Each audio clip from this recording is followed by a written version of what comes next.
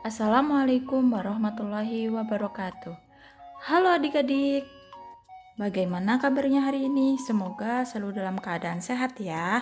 Hari ini kita akan mempelajari tentang Quran Hadis, yaitu bab 1, Al-Quran dan Hadis sebagai pedoman hidupku. Sudah siap belajar kan adik-adik? Baiklah, langsung kita bahas ya. Nah, yang pertama kita akan membahas Al-Quran. Apa itu Al-Quran? Al-Quran berasal dari kata qara'a yang berarti membaca dan kata dasarnya adalah Quran yang berarti bacaan. Huruf alif pada kata Quran yaitu mengandung arti kesempurnaan. Dengan demikian, Al-Quran adalah bacaan yang sempurna. Tidak hanya sempurna akan kandungannya, namun juga redaksi dan petunjuknya. Al-Quran memiliki banyak kesempurnaan. Salah satunya, menurut Quraisy Shihab, Al-Quran itu mudah diingat. Bukan hanya untuk orang tua, anak-anak pun sangat mudah untuk menghafalnya. Al-Quran yang memiliki arti bacaan telah dinyatakan oleh Allah Subhanahu wa Ta'ala dalam beberapa ayat. Di antaranya adalah Surat Al-Baqarah ayat 185 dan juga Surat Al-Hijr ayat 87. Adik-adik bisa membukanya dalam Al-Quran ataupun dalam buku kalian ya. Nah, yang selanjutnya, apa itu Al-Quran secara istilah? Para ulama telah memberikan pengertian bahwa Al-Quran adalah kalamullah yang menjadi mukjizat yang diturunkan ke dalam hati Nabi Muhammad, diriwayatkan kepada kita secara mutawatir, dan bagi yang membacanya akan dinilai sebagai ibadah. Dari beberapa pengertian di atas, dapat diketahui bahwa yang pertama, Al-Quran merupakan kalamullah, artinya bukan ucapan Nabi Muhammad, malaikat, ataupun makhluk lainnya, tetapi Al-Quran merupakan firman Allah Subhanahu wa Ta'ala yang diturunkan melalui wahyu yang memberikan jaminan kesempurnaan dan terbebas dari kekurangan. Yang kedua, Al-Quran merupakan mukjizat, artinya hal luar biasa yang diturunkan kepada Nabi Muhammad. Dan yang ketiga, Al-Quran itu diturunkan atau difirmankan secara mutawatir, artinya riwayat yang disampaikan oleh 3 orang atau lebih yang memiliki kualifikasi terbaik sebagai orang-orang yang berakhlak mulia atau sempurna kemampuan hafalannya, dan orang itu tidak pernah berbohong. Dan yang keempat, membaca Al-Quran merupakan ibadah. Membaca Al-Quran menjadi tanda keimanan seseorang. Semakin tinggi imannya, semakin sering dan sungguh-sungguh dalam membacanya. Semakin sering membaca, semakin meningkat imannya. Nah adik-adik, sekarang kita akan membahas nama-nama Al-Quran. Sebenarnya ada beberapa nama-nama Al-Quran yang dapat kita temukan dalam Al-Quran. Di antaranya adalah Al-Quran, yaitu Alkitab atau Kitab Allah, yang dapat kita temukan dalam Quran Surat Al-Baqarah ayat 2, yang artinya Kitab Al-Quran ini tidak ada keraguan padanya, petunjuk bagi mereka yang bertakwa. Selain itu, Allah juga menyebut Al-Quran dengan Al-Furqan. Sebutan ini dapat kita temukan dalam Quran Surat Al-Furqan ayat 1, yang artinya Maha Suci Allah yang telah menurunkan Al-Furqan, yaitu Al-Quran, kepada hambanya agar dia menjadi pemberi peringatan kepada seluruh alam.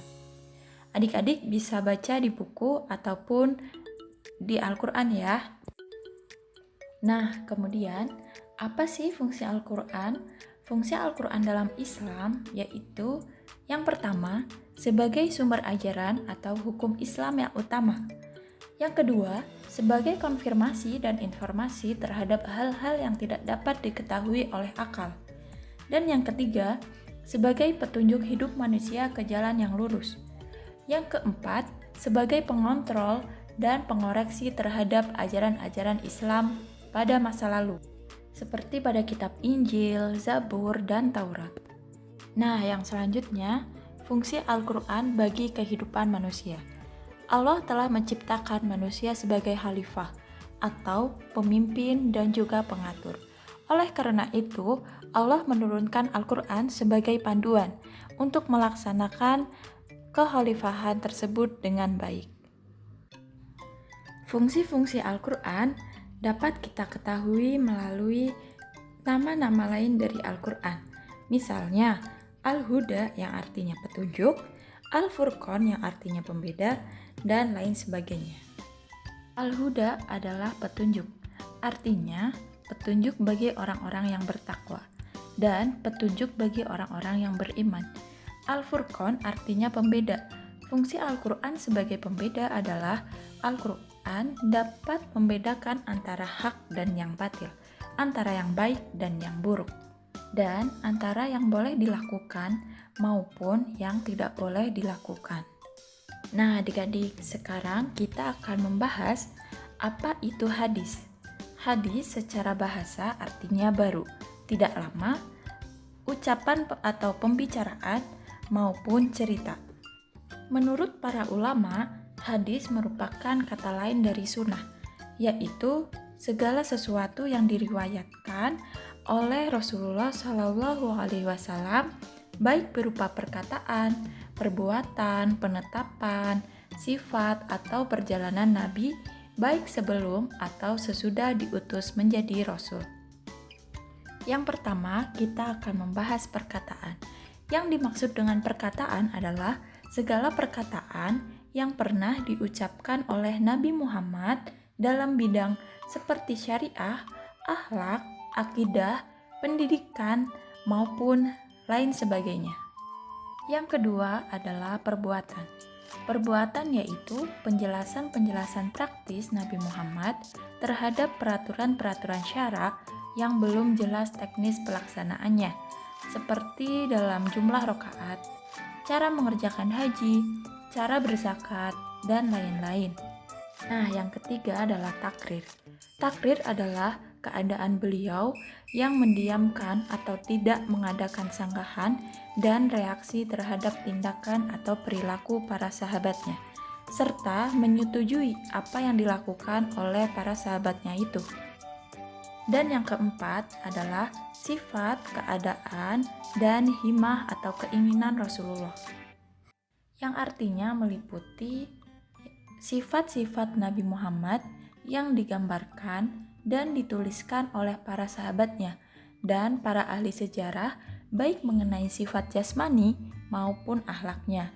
Yang kedua adalah silsilah atau nasab, nama-nama dan tahun kelahirannya yang telah ditetapkan oleh sejarawan.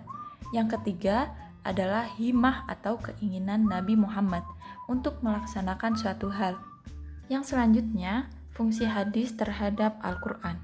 Yang pertama, menguatkan atau menegaskan hukum yang terdapat dalam Al-Quran. Dalam hal ini, hadis mengulang perintah atau larangan yang sudah disebutkan di dalam Al-Quran. Misalnya, Rasul memerintahkan untuk melaksanakan puasa. Perintah tersebut sudah ada di dalam Al-Quran, sehingga dalam hadis ini sifatnya mempertegas perintah yang ada di dalam Al-Quran surat Al-Baqarah.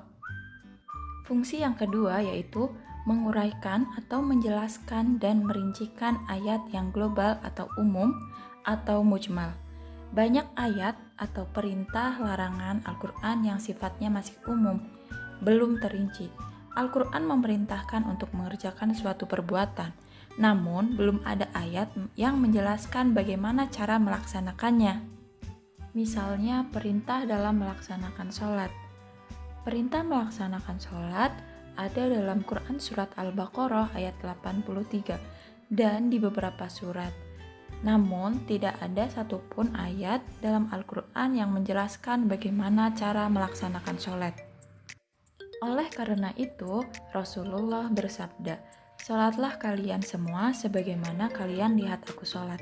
Hadis riwayat Bukhari. Fungsi yang ketiga adalah menetapkan hukum yang tidak disebutkan di dalam Al-Quran. Dalam hal ini, hukum yang ada adalah merupakan produk hadis yang tidak ditunjukkan oleh Al-Quran. Misalnya, haram memakan burung yang berkuku tajam, haram memakai cincin emas dan kain sutra bagi laki-laki, dan lain-lain. Fungsi yang keempat adalah membatasi keumuman ayat Al-Quran. Banyak perintah di dalam Al-Quran yang mengisyaratkan berlaku secara umum. Seluruh manusia atau umat Islam, baik laki-laki maupun perempuan, besar maupun kecil, sehat maupun sakit, sedang berpergian maupun di rumah saja, dan lain-lain. Rasulullah SAW mengecualikan atau mengkhususkan. Dalam Al-Quran, Allah memerintahkan orang-orang yang beriman untuk melaksanakan sholat Jumat.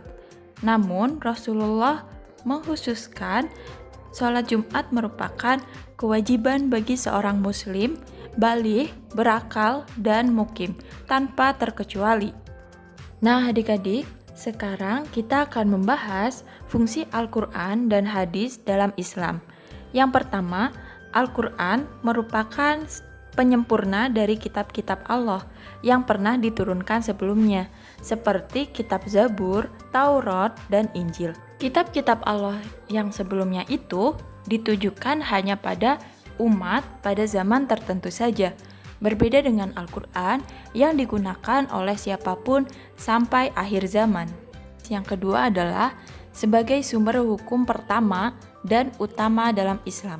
Yang ketiga adalah hadis merupakan sumber hukum kedua ajaran Islam setelah Al-Quran. Yang keempat, hadis merupakan rujukan umat Islam dalam memahami syariat. Oke adik-adik, materi hari ini telah selesai. Semoga ilmunya dapat bermanfaat ya. Jangan lupa belajar dan terus semangat. Sekian dari saya. Wassalamualaikum warahmatullahi wabarakatuh.